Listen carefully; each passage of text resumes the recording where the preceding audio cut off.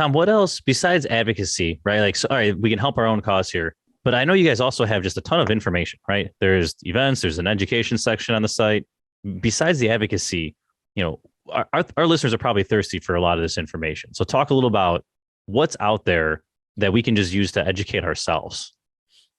Sure. So, you know, I think this is probably the part of the podcast where the guest spells out their website name. Our website is caapts.org, caps.org. There's a ton of resources on there, even if you're not a member. The tab that I spend the most time working on is the advocacy tab. So that's all the advocacy stuff. And then, you know, if you are a member of CAA, you've got access to all of the classes that we put on, you know, pretty much weekly. We have classes. We've got weekly newsletters. So I put out a legislative newsletter every other week. And then on the off weeks that's not going out, we put an e-newsletter out that's got all kinds of information for professionals out there.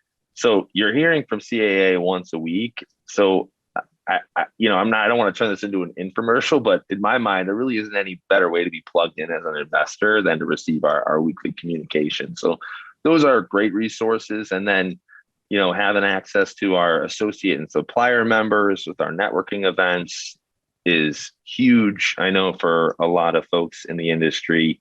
And then one thing I think that is really fun to promote is we have a annual awards show as well called the CAMI Awards, and it's promoting excellence in property management.